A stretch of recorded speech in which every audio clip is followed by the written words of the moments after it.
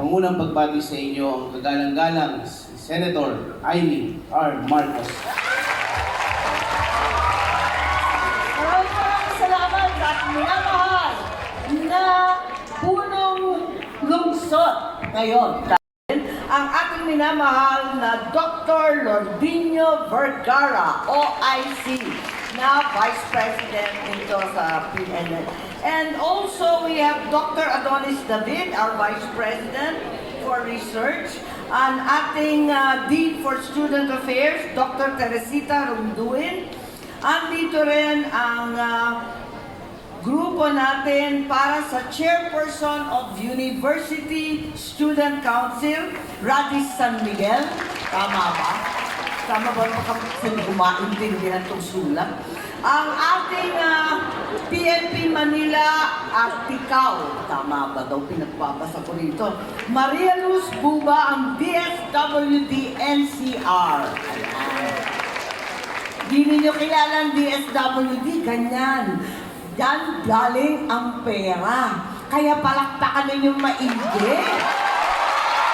Sip-sip, pamanakapis pa rin.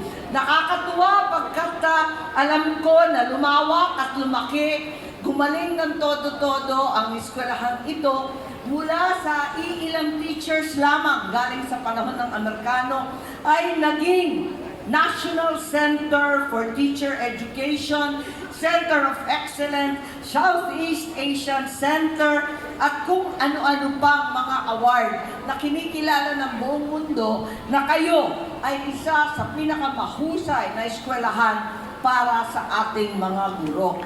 At yung mga passing rate ninyo, halos 100%. Nakakabulit dahil lagi kayo nagtatap ng licensure exam, hindi lang nagtatap, wala pang bumabagsak. Kaya kung ako na makapiling kayo, at sa wakas, tulungan po natin ang ating mga guro. And I'm very hopeful that in the budget deliberations, masagot natin yung ibang mga issues dito sa PNU. Dahil alam naman ninyo, maraming tanong ang mga senador, ang mga kongresista sa CHED. Yan lagi ang problema. Huwag naman parusahan ng ating mga SUC dahil sa kakulangan ng iba't ibang ahensya. So today, mamimigay po tayo bilang tulong sa ating mga mag-aaral nitong 10 million worth of educational assistance. We are going to give 5,000 piso sa 2,000 estudyante. Sana makatulong po ito at mabigyan, maibsan ang cost of living na tinatawag, ang inflasyon na saksakan ng mahal. Laging sinasaad at tinedeklara na libre ang edukasyon. Pero alam naman natin higit sa lahat ng inyong magulang na hindi libre. Pagkat andyan ang pamasahe na pataas ng pataas, ang pagkain na halos hindi abot kaya, ang mga libro, mga damit, at kung ano-ano pang mga gastusin. Kaya sana makatulong itong 5,000 piso at tuloy-tuloy tayo magkaisa sa pangkat ng mga estudyante.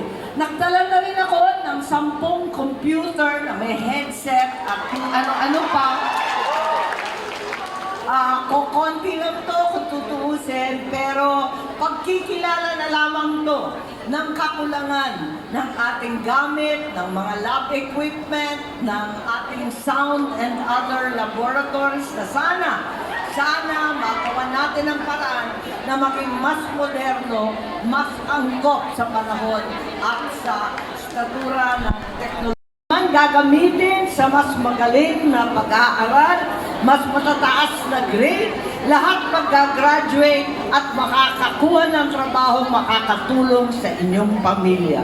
Sa inyong lahat, nakikiisa ako sa PNU, sa inyong pangarap na maging mga guro ng ating kabataan. Ang mga mag-aaral ay sinasabi nila kinabukasan natin. Para sa akin, ang kabataan ay ang ngayon. Now na, kayo na ang manguna. Maraming salamat, maraming problema, pero laging may solusyon. I need solution. Pero, ang totoo, kayo, ang ating mga mag-aaral, ang solusyon. Mabuhay ang PNU, mabuhay ang lungsod ng Manila. Maraming salamat po.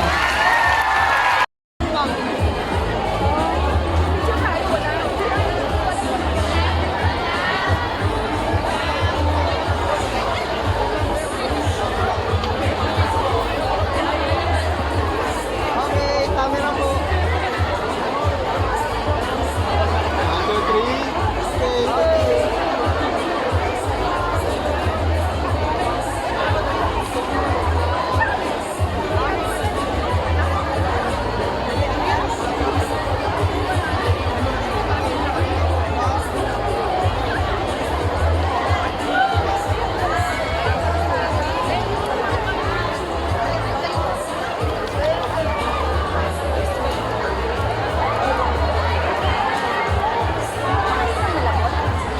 Ako hindi na. Hindi na ako.